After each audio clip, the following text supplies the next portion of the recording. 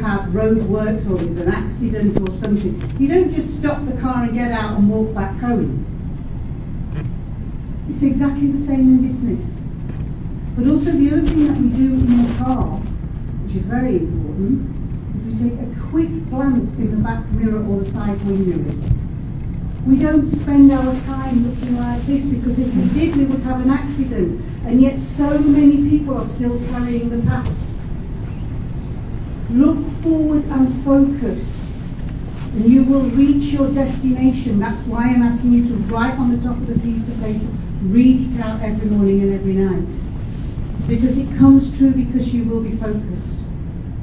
And then the last one is face. And face is the way you behave. If you want to be the next Prime Minister of India or the President of the USA, God knows why anybody would want to do that job, but just in case, start behaving like that. Start reading the political magazines, start mixing in the networks of ministers and policies, understand what policies are, go to university, study politics, whatever it is. If you want to be an astronaut, you'll do exactly the same thing. Whatever it is, start behaving like that, but start behaving like that today. So today you should start reflecting what is on the top of your piece of paper. Even on your business cards. Have your business cards made and put future President of the United States of America. Watch how it starts a conversation. I'm mentoring the future Secretary General for the UN. He's 29 years of age. I'm mentoring one of the women in this conference who want to be president of a country. If you've got the ambition, you will get there. It's all in your behaviour, it's all in your face. If you're not happy, if you're not living the dream, change the face and make sure the face smiles and shows everybody you are doing what you want to do and you know where you're going, because once you do that, people will help you. I'm going to give you one tool. Give me a bead, please. Give me a bead. I'm going to give you one tool each. That will also help you get there.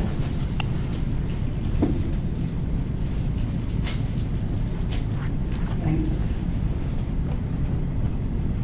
When you've told the universe what it is that you want to do, I want you to hold this in your hand, and then I want you to put it inside your purse. It's just a bead on the end of a piece of string. But each bead is unique, just like you. There's no two people the same in the world, and there's no two beads the same in the world, and there'll be nobody has the same wish that you have in the world.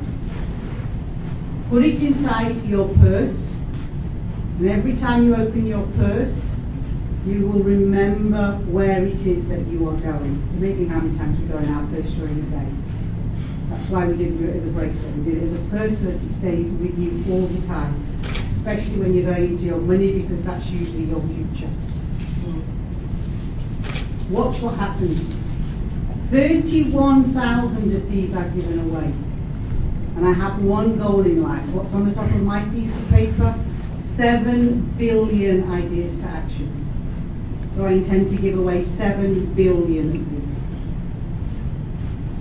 So that's entrepreneurship with no excuses, because Gandhi said, you must be the change you want to see.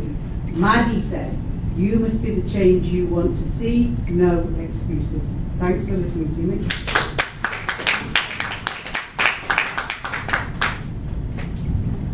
Wow.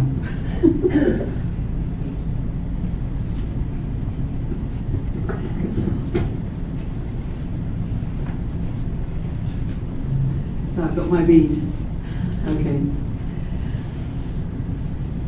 Okay. A different story, a different start in life to Madi. I haven't heard of your story before, so absolutely fascinating. I spent the first half of my life as dare I say, a very ordinary person, I think. Born in a very happy family in England. I planned to grow up get married, have 4 children like my mum and dad had, and live forever with my husband, and maybe be a community sort of person like my mum was. Because I think we often, we live into our childhood. But our childhood also shows you what you need. And I changed my life halfway through because I had this burning feeling that there was something more that I could do. And I became an entrepreneur. So was I always an entrepreneur? Are you always an entrepreneur? One of the things I know now is that I don't think we can teach anybody to be an entrepreneur if they don't have the spirit within them. Do you agree? So understanding what is going on inside maybe first comes when you feel maybe slightly dissatisfied with life. You think, there's something more I need to do.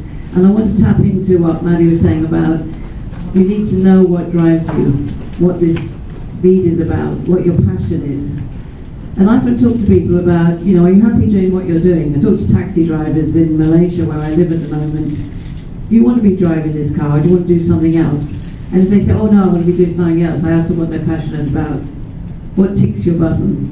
So I want you to think about that. It's really what drives what you write on that white sheet of paper.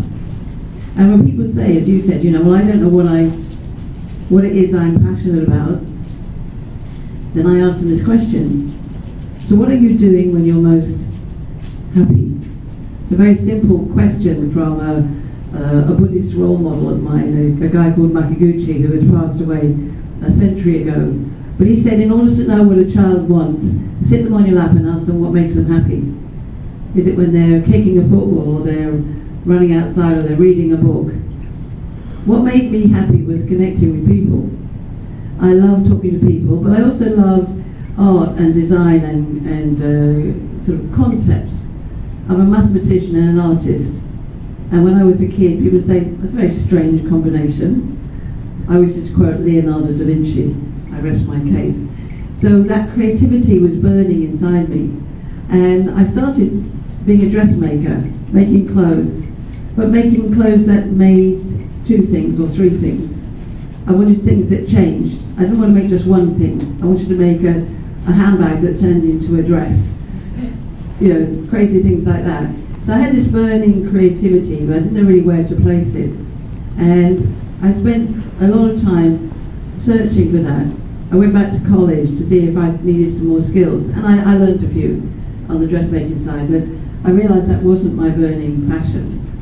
I didn't stand on the stage and talk to anybody like I do now, so I understand entirely, and I'm somewhat older than Madi, 30, 40, 50 years back. I would never have dreamed that I was doing this, but as I started understanding my passion, and this is where this bead comes into play, I realised that I really enjoyed business. And I got into the training world as it was then, back in the late 80s. And I got into it via image consultancy. So I hope you like my colourful outfit today. And I think the other thing about being an entrepreneur and having no excuses is that if you don't listen to that burning passion, then you end up getting very sick, very unwell, very dissatisfied, very churned up inside. And especially for a woman, when you kind of think, well, maybe I should stay at home with my kids, maybe they need me more than the world needs me, that doesn't do you that much good. So there I was in this transition of life in my 40s, well, 30s, late 30s. And my father had always said to me, whatever you do, whatever your situation, you must do it well. If somebody said, drive this thing, then go and drive it. Somebody said to be on a committee, then go and do it. Don't sit back and say, oh, wish that would happen. So I did that. I joined the Federation of Image Consultants UK back in 1988. See how old I am. Well, what happened was that somebody said, I really think you should be president. No, I don't want to be president. I said, oh, we'll go on the committee. So I went on the committee. And then the rest of them resigned, and suddenly I was left doing it. So I ran it. And that taught me a lot. It taught me a lot about my favourite subject, which is how men and women work together. So I'm a behaviourist. That's my entrepreneurial energy. So I had created various businesses, but they're all around behaviour, communication, performance, gender dynamics, everything like that. But along the way, I discovered that I had a business head. And that's why I love what Madi said, is I got to understand that I did have a way of bringing facts and data together. I knew how to put things together. I wouldn't say I'm the most brilliant business person, but I know who to ask. And that's another trait you need as an entrepreneur. You need to go and know who to ask, which you suggested. So for me, it was in my journey, I was out there, and in the 90s, I hit the big time. I was working with an American lady. We had a very thriving business, and we went out doing high-impact communication programs. And we worked with all the big guys in England, Barclays, BT, Hewlett-Packard, all the companies. So we were out there, and we even did a tour in Europe. That was one of my biggest contracts. And so there I was in my 40s now, and I was really growing. I was really understanding that being an entrepreneur was something I could actually do. So I came into it kind of by the back door, and the thing is, once you are an entrepreneur, there are no excuses. You can't go back, can you? You cannot go back. You are now destined to pick yourself up whenever you fail. So I set up a company in 1991 called Corporate Heart. And Corporate Heart, I call it a performance consultancy, but the secret message behind it, I'm really passionate about people behaving well, i.e. not behaving badly. So I could see corporations which are really destroying themselves by mismanagement of behaviour. And actually in that time I wrote my own obituary, which is an exercise I can suggest for you. Sounds interesting, yeah? 2007, somebody said, write your obituary. So I decided that I'm going to die in 2050. I will be 101 in 2050. I'm going to die on my birthday, nicely. I'm just going to, entrepreneurially just disappear. But in that time, my legacy is going to be that I have removed the element of bad behaviour from the world. 9 billion, it'll probably be about 15 billion by then. Now that's probably, is that feasible? I don't know. But my study of communication has led me to believe that there's a lot of rhetoric around I'm right, you're wrong. And that's blocking progress. Now I'm not going to go into what I actually do, that's for another session later on this week.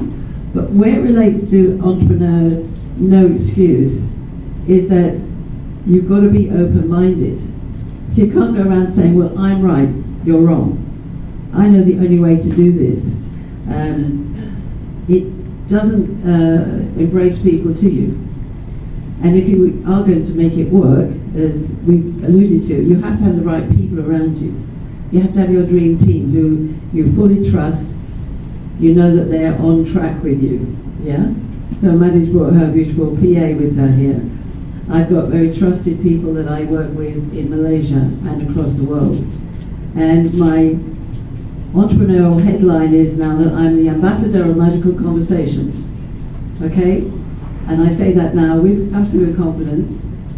And that is going to be me on the world stage helping people to get past their rhetoric, their negative rhetoric. Now, what that means, whether it means I could actually ever get a Mr. Trudeau and Mr. Trump, a Miss Myrtle and a Miss May around the same table, I don't know. But let me put that out there. So I've developed my own techniques and things that I use in that sphere. But come back to entrepreneurship. So I recently ran a program, and on that program a lady turned up and she had a PhD in entrepreneurship from a Malaysian university. Lovely lady, don't get me wrong. She's never run a business. How can that be? How can she know what being an entrepreneur is like if you never actually run a business? So, going back to my life changed a lot. I was doing all my entrepreneur bit, running Corporate Heart, recognizing that entrepreneurship was raising its head in the UK, many entrepreneurs coming together. I was aware of the data around SMEs and that small businesses were coming into to create a different economy. And we're saying, you know, more than half of GDP is made by SMEs, but SMEs weren't always entrepreneurial. So some SMEs are literally just business owners. Would you agree with me, Madi? Yep. And that is the classic thing now, is everybody misunderstands entrepreneurship. I've been in Malaysia 3.5 years because I set my, apart from my business intention, I also set a personal intention, which was to meet the soulmate that I wanted to work with. And actually I was called to go to a conference in Budapest in 2011. And this is the other thing about entrepreneurship. Sometimes opportunities come disguised as just nice offers. I had no idea why I was invited to this conference. It wasn't in my league, it wasn't something I was interested in. I was consulting into the corporate world, and this was about SMEs. It was the World Union of SMEs. But I was invited to go there for something totally out of the sphere of my normal work, and I actually said no. So maybe I was shutting down an opportunity, I don't know. Well, I did go, because this person said, no, you must go, you must go, you must go, you must go. And eventually I said yes. But literally, I got on the plane that day and I thought, I actually don't know why I'm going. So I went to go and discover and meet my now husband, who is a professor, doctor of entrepreneurship. And when I heard the word entrepreneurship, I thought, ooh, that sounds quite innovative and exciting. I don't know whether you know what an ology is. An ology is the science of. And it's about this high level thinking that we see when we read the stories of, dare I say, the great entrepreneurists of the world. Oprah Winfrey, Steve Jobs, Bill Gates, Jack Ma, you know, you name them, they're out there. Madi Sharma. But all of us who really have that destiny to keep on going and keep on creating new companies, new industries. You think about the industries that have arisen in the digital world, which we never could dream of. And in fact, my husband's father, who set up the International University of Entrepreneurship in 1972, was way before any technology, but he wrote in his lecture notes, there will be totally new industries that will arise that we cannot even imagine yet. And he foresaw the future. And he was an entrepreneur who was told by the academic world, trouble with you is you know too much about business. You really need to read the books on the shelf and do it by theory. Yeah? So this is where my history into entrepreneurship comes, because in the last 5 years, since I met him and married him and we ended up in Malaysia, I've understood that entrepreneurship is a higher level thinking. It's the person who maybe has the corner shop now but dreams of having a Walmart. It's the person who starts making kids' clothes in their garage and ends up selling them on Facebook and ending up with a huge industry. A lady called, I can't remember the name, have you come across this? There's a lady in America, I think it's called Pauline Doodle. She started making clothes in her garage for her kids. She now employs 200-300 people, and they make these and sell them all over the world. There are so many stories that we can do that are huge, and we need to take advantage of them. So one of my passions in Malaysia at the moment is to get past the blocked kind of rhetoric that I can only do this if I get government funding. That's the classic one. You know, oh, I can only do this if somebody, I have to pay somebody to help me. No, people will come to you if you've really got a good idea.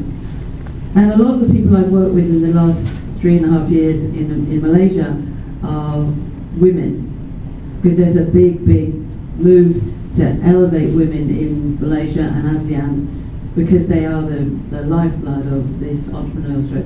And they are fantastic. Yeah, they're being held back by some preconceptions around what women can do. But I'm also passionate about women really going forward and making a statement about what their natural talents are in making business. Not with disregard to their life and their culture, but with regard to actually elevating themselves, but also their families, their communities, and also their country. So that's where I am at the moment, but I also have a world view. So on my piece of paper, I always said this, and it's not that I believe I could be like Oprah Winfrey, but I have seen myself as the ambassador of magical conversation, creating conversations about people having passion and destiny and vision in their life on a world stage. And whether that's over the internet or whether that's a real live show, I don't know. Maybe by recording this, somebody will spot me and say, yeah, let's go and do that. But the reason that my entrepreneurial feeling is so positive is that I really understand now how traditional education is blocking the progress of what is going to happen anyway. So you go to the millenniums and also the baby boomers and everywhere in between, people want to do business. And the blocks and the obstacles, first come from their mind and their persuasion and their determination. And as I learned in a lesson recently from my friend Tiffany here is filming me, getting stuck down into determination. But I believe that we can raise the level even higher. So one of the things that we always say is that it's about having a mindset that will create a big business from small, not creating a small business that might be big. Steve Jobs never imagined Apple anything other than huge. The guys who set up Airbnb never imagined it would stop. Jack Ma wouldn't have stopped. No, all the people and the stories you really get to hear, they don't stop. Determination is one of the core principles of what we do in our programs. So we work with principles, we work with an idea of value creation. The value creation comes from you. You have to just ask what you're passionate about, what your purpose is, what your vision is. And I use a very simple cycle, which looks a bit like this.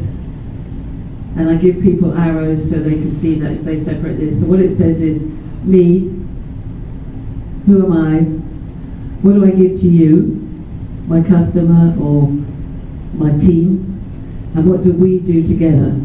So deliberately the we is in red, that's action. The green is me, is reflecting who I am. When we separate these, that's when we get victimized, we get despondent, we get codependent, we get desperate. So that's one of the philosophies that drives what I do. And so here I am. My birthday's in 3 weeks' time. I'm going to be 68. I love being the age I am. I belong to a whole group of women called the Silver Tent who are my sort of age. There's thousands of us across the world. And we are very determined to take any of you younger than us forward. But I think, building on what Maggie said with her 7 Fs, we really need to focus. And we need to go out there and be the change we want to see in the world. Dress it, be it, smile it, talk it, do it. But also, in finishing, let's look together at how we can actually provide a unified credibility across the whole world. My passion is that we can take entrepreneurship out there. It will clear a definition that is different to entrepreneurship. It would take us to the next level. I'm the president of the World Association of Visionaries and Entrepreneurologists. It's a network that is not really going strong yet, although it's got a huge history. And that's mostly because of illness in my husband's history. We haven't been able to do it. So I'm asking, and I'm calling on all of you, and all of you out there, to come and be part of that. This is not taking over anybody, any institution's identity. It's just saying, we can all say to the world, we are credible entrepreneurs, visionaries, entrepreneurologists, and we don't need to be hand-drawn and quartered by the traditional system, but we can be identified against certain criteria that actually fit into all your Fs. Thank you, Madi. But that we actually can say, yes, we are different, we are real, and I am Pauline Crawford Omps. I'm a doctor of entrepreneurology. And that is based on not me spending dusty hours in an academic institution, but on all the work I've done in the last 68 years. We can all do this together. I hope that's helped you see a different side to things, and thank you.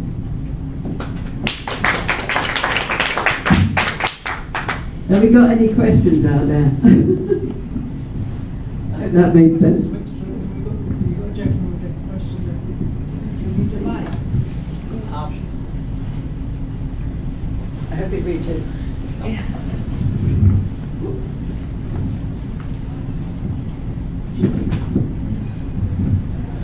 Thank you so much for both of you. I'm representing here Afghanistan and one of the conflicted area of the world, I would say. And I'm also one of the area that women are suffering so much for their lives over there. And I'm representing my sisters. And I really, really hope that somebody was here with me, my sisters from Afghanistan today. But unfortunately, you know. Anyway, I'm here for them. So first, I really, really, you know, thankful, and I would say that it's a pleasure and watching a person like you and, you know, doing things at such a tough time, you know, it's amazing. And I heard your story, it was really, really amazing, you know.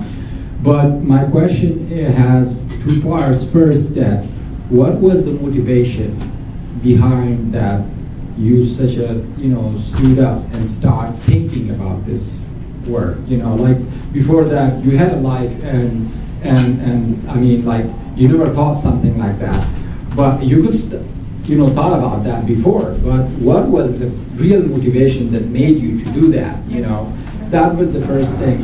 And if I could add another F to the very amazing, concept that you made, like with a 7F, I would say that the 8F would be the facilities or the facilitation, because today if we see these facilities or this facilitation, that we all get together and connecting with each other, because if you don't get connected, you can't move forward. That is the main, concept, I would say. So my request would be a woman like you that maybe, with no excuses, have you ever, like as you mentioned in your words, that put yourself in my shoes? I would say yes, that's the right word. And if you put yourself on Afghan women's shoes, and I've made a promise to Afghan women. I'll explain. Yeah, no, the reason I'm saying is because I was really, really motivated by your story. And it was an amazing story of being as a strong woman.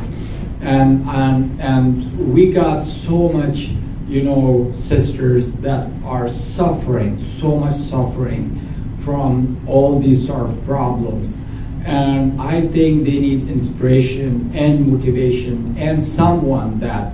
So I would say, have you ever reached someone like that where you were in a situation and you just came back from a failure, and to be a very successful woman of the world right now, today standing in a very high level conference? So I would say that, have you reached anybody from the conflicted zone area, which is Afghanistan or maybe other African countries or some other areas? But because I'm from Afghanistan, I would say that Afghanistan, and if you can, please tell me.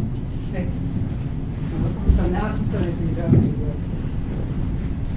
So I think she was the first secretary of the Afghan embassy in Brussels. I have a ring she gave me. It's not an expensive ring, it was a cheap ring actually. But I made a commitment to support the Afghan women. And let me go back first to why do I do what I do and what made me do it. For anybody, when you're at the bottom, there's only one place up. There's only one place to go, and that's up. And once you've been to the bottom and you get up, you can get up again. And that was it. That lying on the floor that day was the lowest point in my life ever. So I thought. Can you just cut this for 1 second? Or please, if you watch this, please don't share this. No, it's okay. Okay, no, it's okay. It's okay. Just be careful. Don't. It's all right. Don't worry. I'll say it. I'll say it. I think it's in the book anyway. But it's not the point. The point is that I thought the lowest point of my life ever was when I was lying on the floor. It wasn't. It was when I took the 2 kids and I'd left. And I'm there on my own one night. Kids are in bed, there's nobody. I am so alone. Sorry. And the pills were on the side. And I thought, I'm going to do this. I cannot live like this. Then I understood I had my 2 kids. What if my kids had to go back to their dad? What happens if he starts to beat them? No, I have a responsibility. Then I understood. Slowly I had to feed them, everything else. But as I grew and grew my businesses, I then understood, okay, come on, Madi, you're a privilege now. You have more than other people in the world, more than the women in Pakistan, more than the women in Afghanistan and Bangladesh and Sri Lanka, and all these women, more than some of the women in India, everything. And I had a responsibility. And that's where I decided then that I would make enough money to not only support me and put food on the table for my kids, but also to fight for women around the world. And so I have a think tank, a women's economic and social think tank. It's registered in the UK, but we do a lot of our work in Brussels. And there I raise the issues of the women in Afghanistan, the women in Bangladesh, like the Ramza Plaza issue, where the health and safety issues, the women in conflict, the fact that in SARC region there are no women who discuss women in peace and security. How can we ever discuss the stability of a region when we don't even include the women? But also Dr. I think it's Masood Jalal. She's also working with the female entrepreneurs in Afghanistan, and we're trying to find a way where we can help. But if there's anything, if I can do you a video recording and we can send it to the women or something, or I can do a Skype with the women, this is what I do with Bangladesh, I do a Skype with the young people who want to be entrepreneurs, I would happily do that, really happily do that. Because if we don't stick together, we aren't going to make the change. But I've got a voice. I'm also a freelance journalist. But I'll talk to you separately afterwards. But definitely the women in conflict zones, and the case studies are actually the women who are coming from Syria at the minute into Europe. They are turning into real entrepreneurs because they have also been to the bottom, but they know when they go back, they need some resources in order to go back. So for me, this is really important that we help anybody wherever we can. But for me, the women are the ones who will educate, empower, and actually change the situations politically. So any support that I can give you, please don't hesitate. Pauline, have you got anything to add on that, do you think? No, except we're all with you. Okay. Do you have to finish? I will look at the time. Hi.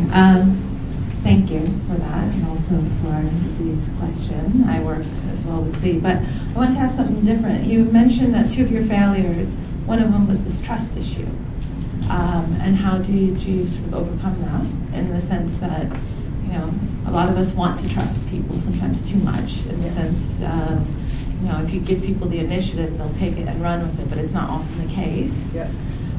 The second is, how do you incorporate, I don't work in the entrepreneurial space, I work more in conflict zones and in policy, but how do you incorporate some of these principles in the public sector and in, let's say, international organizations in which they have a different type of mentality, and it's hard to bring in sort of innovative, high risk, it's all based on theory, as the other presenter was mentioning. So how do you bring it, so it's not business oriented, but bringing in some of these principles in different sectors? So the one on trust, I think this is really important. It's the one I want to share, the one I share most with people. Please don't take a mentor, a coach, anybody, a business advisor, anybody who you don't know. We have a habit of everybody these days is a coach or a mentor or a business advisor. It was a business advisor who came into my business and stole my business from underneath my feet. I lost everything. He was working for a government agency. But that taught me one thing, to share with others, not to trust people they don't know. Please check them out. Please, if you don't know them and they've just walked in, please just don't take them. Or work with them for a short while, but constantly ask your questions. Why are they helping? Why are they doing this? Because there's always something if they just come out of nowhere. The other thing on trust is this. Trust is also like a blank piece of paper. This piece of paper is completely 100% smooth. Once the trust is broken, no matter what you do, you cannot repair that trust. You cannot get every single crease out of it. So if the trust is broken, get rid. Right, and I'm sorry you have to be direct. Haney will tell you, it's one of the principles in our company. You can come and work for us and we'll happily work with you and everything else in your ideas. And as soon as you break the trust, you're out. We don't work with any clients, we don't work with any customers, nothing if we don't feel that we have trust there. And it's that gut feeling, listen to the gut feeling. The problem is we often ignore the gut feeling. But on the last point, this is the point that entrepreneurship is not about business startup. So when we do entrepreneurship training, we purposely bring in the civil servants in the room. And you can do it on peace building as well. So you can ask the peace builders, what is the vision? And you get everybody around the table to put their vision down on their piece of paper. You will not get 2 sheets of paper that are the same. So everybody is coming at it from a different perspective. So then you do a big vision board and ask them how can everybody's vision fit together? And then how can we achieve this together? So exactly how can we do the 7 Fs together? It should work really, really well. That's how I would do it. It's how we get policymakers to change the strategies on entrepreneurship, because we get them in the room with the entrepreneurs as well, and then they challenge each other on what's possible. And you can see that the mindset of a civil servant is completely different. They're not allowed to step outside the box, and an entrepreneur is about stepping outside the box. And if I can give you one more thing to do with civil servants, take them into a classroom of 12 to 14-year-olds.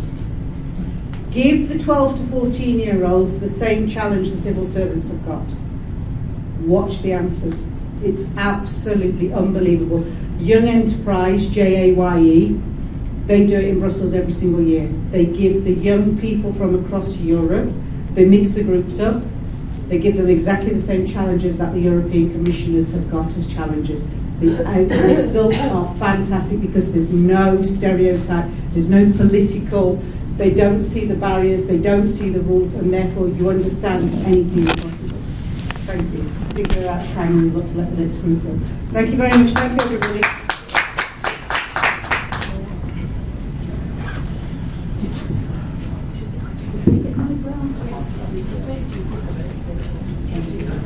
Haynes got some here, yeah.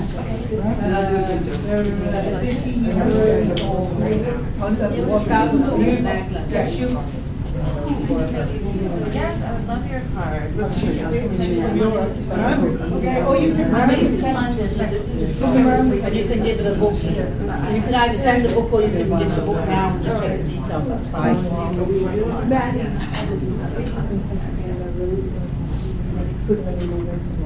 I'm here until 2 o'clock. So I can I know you got my business card. Of course, I'm sorry that I just showed up late call. Hi. Should you give my brown card? No. Should you give the brown card or the black card? I didn't get any. Any card, okay, well. I would send you a message. You want to meet with someone? What is it? United States. So I'm going to say, yeah, so this one. So I have mentioned told me do it daily. And as soon as you decide you're going to do it, because you're suffering immensely. It's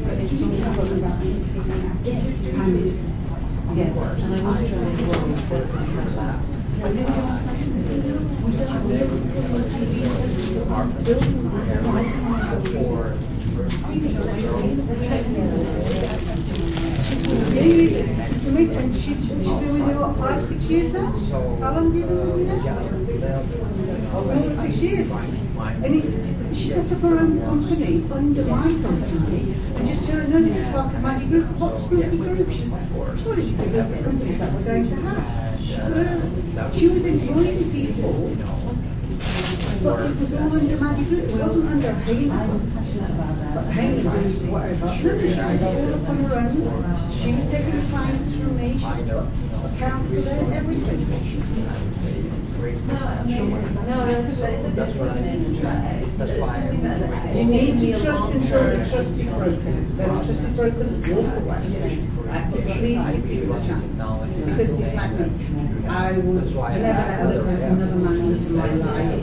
I think if you don't have facilitation, I don't think so. You cannot believe what that guy did to me. I think that there is a data facilitation in Miami and Afghanistan. But also, anyway, especially if you would be asked with images, you know, like work with institutions. He's amazing. He can explain to you what I do. But let me give you also my card, but I'll reach out to you.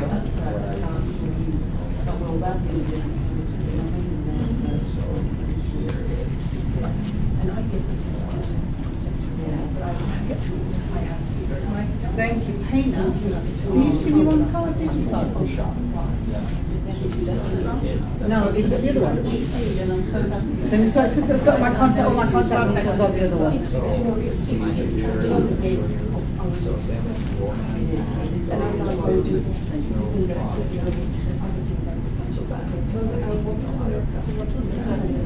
Entrepreneurship, no excuses. So why are we doing entrepreneurship?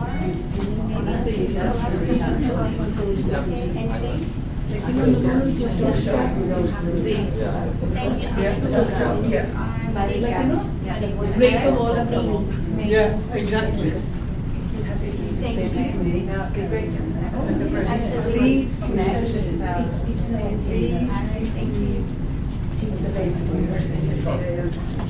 There is a lot. How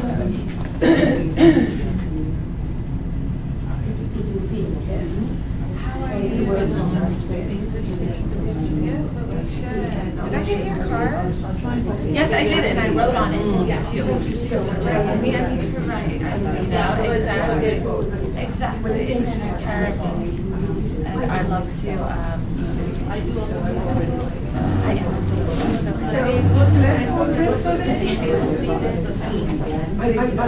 okay, if it's on the card, I'll find it. It's not there. Oh, mine's the same. Yeah.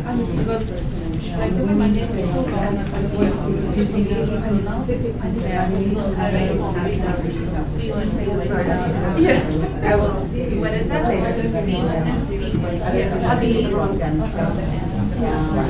I'm so happy with that. I really like the name of your organization.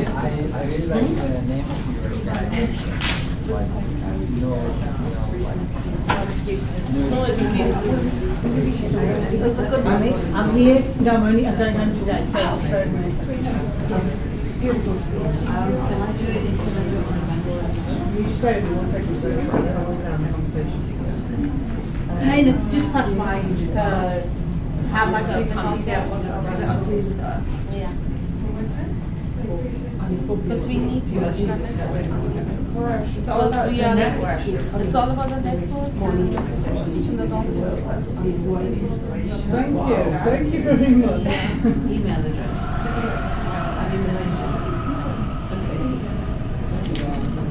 Always with Finnish names, it's always the two lines. Yeah.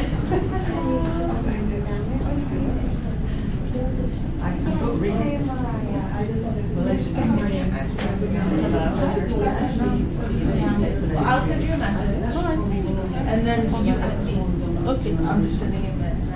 Hi, it's Madi.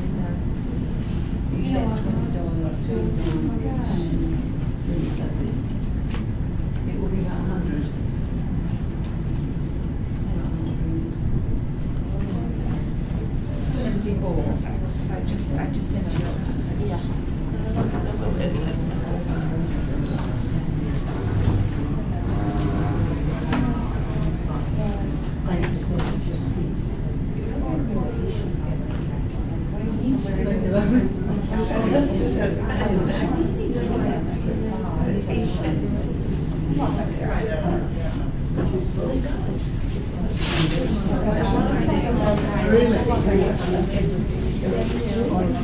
don't know if you know, but I'm aware I have a very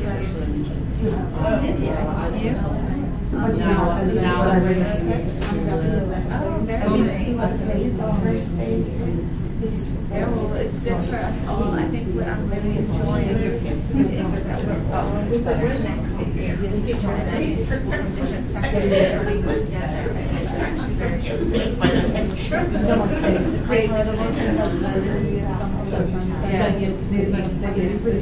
He's amazing. We wanted something 12, 13 years. I watch my 12, 13, and then keep up. Okay,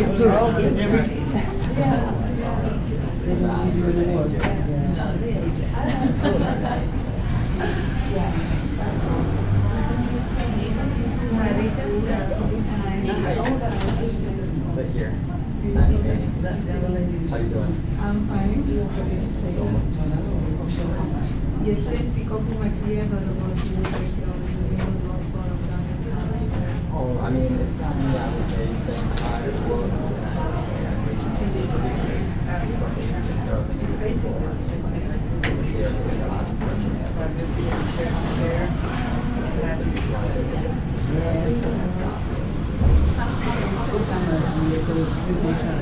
really?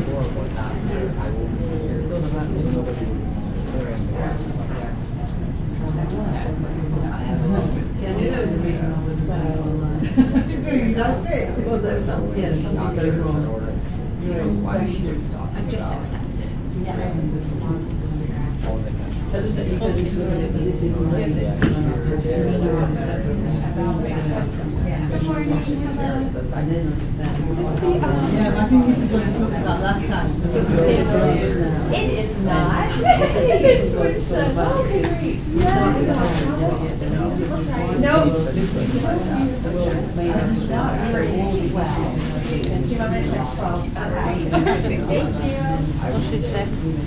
Separate, but actually, Are you staying here? Yeah, because I'm in charge of this room. Oh, are you? Yeah. So that's So you're gonna see all of them on here. I have to go. yeah. So see you around? Yes, of course. We'll have to connect. Yeah. we need to re-mold the whole tree of values. That's what I'm trying to do. Yeah. Well, I'm right there, but it's trying to get. How much 12, right? No, absolutely. I've written it in story. So it's my story that is also the burden. And that's the other step out. Men and women are taking something. Hey, Betty. Hey, Josh, hi. I think we're following each other around. I'm just going to talk to these guys out there so they can stay this room.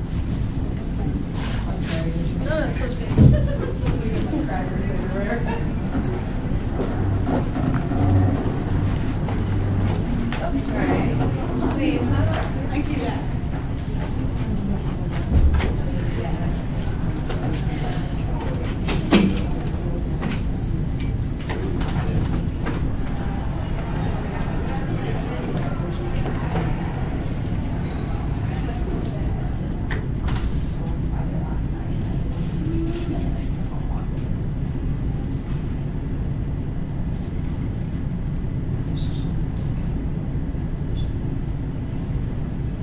She was going to go to room 12 and let the people know that we moved to 7. Okay. From room 12? Yeah, my daughter's doing that. Your daughter's Yes. Yeah. Is this self cooperation? It is not. No, this is studying in the United States. Oh, because self cooperation was supposed to be in room 7. Yeah. They switched They've a been lot. moving all the. Yeah.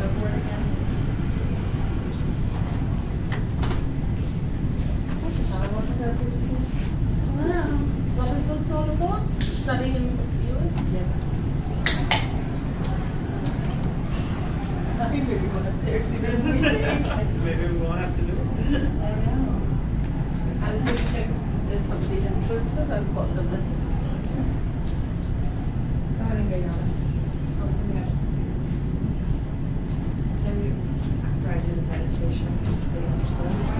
दरवाजा खोल लो थोड़ा सा लोग आने अंदर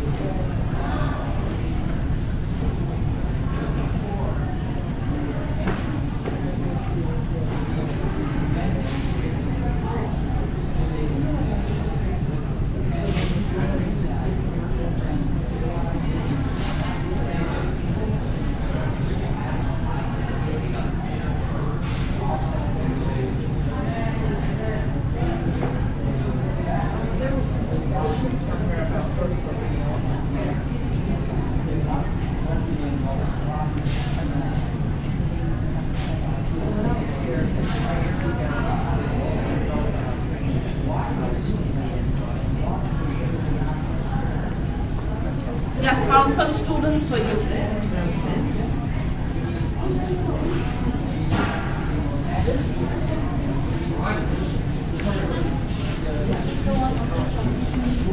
Come.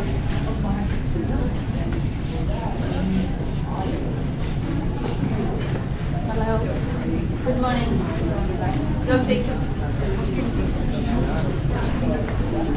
It is in the way.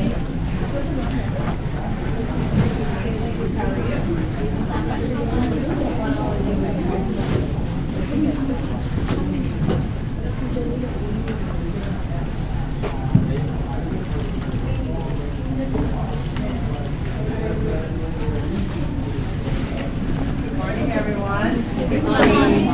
My name is Dr. Betty Young, and I am president of Hawking College in Ohio. We're very pleased to be here this morning in the U.S.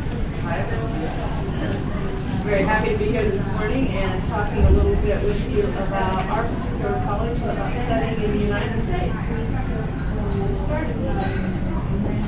So this is our mission statement. It seems to fit very nice with this conference. We serve as a pathway to prosperity, teaching and inspiring all who seek to learn, growing careers, changing lives. As I said, we're from the United States. We are from the state of Ohio.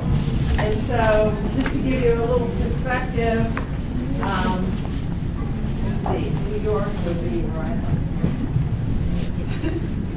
East Coast, and then California is over here. These are sort of the places everybody knows about the U.S., right? And then Texas is here, and we're here in the state of Ohio. Not everybody knows where Ohio is. And then we come from a very small town, a very rural area in Ohio called Nelsonville. But again, it gives you a little perspective from New York, how far we are from New York to our town.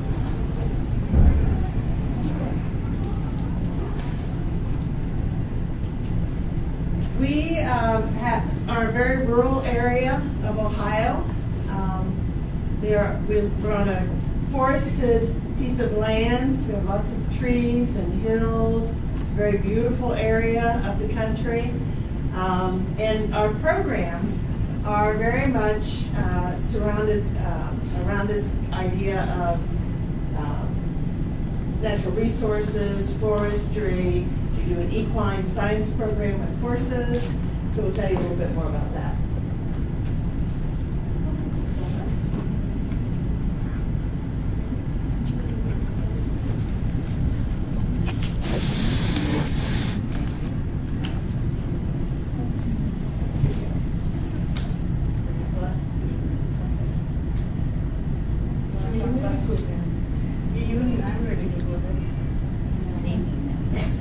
good morning. Good morning. Hi, my name is Mariah. Pleasure to be here today. I'm the Vice President of Academic Affairs at Hocking College. I'd like to share with you a little bit about the academic programs that we do.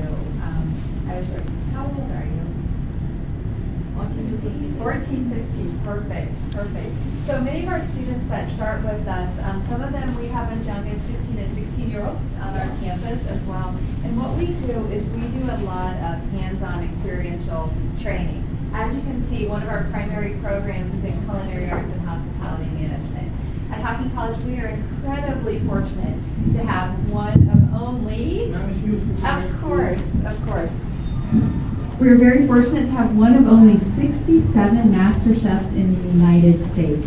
I know, can you believe it? To be a master chef takes an enormous amount of training and an enormous amount of discipline. Chef Alfonso Capuciani joined Hocking College about 5 years ago. Not only does he teach in our classrooms, he also serves as a mentor to many of our students. All of our students on campus get to have exposure with Chef Alfonso as they're going through our academic programs. And this is one of the areas that make our culinary arts area at Hocking College different from many of the other ones that you will find in the United States. The other thing about our culinary arts program is not only do we have an American master chef, we also have a German master chef. So a small institution, we only have about 3,000 students, fortunate enough to have 2 international master chefs on our campus. So the quality of the students that we are turning out, American Culinary certified chefs, but also award-winning medalists in their respective discipline.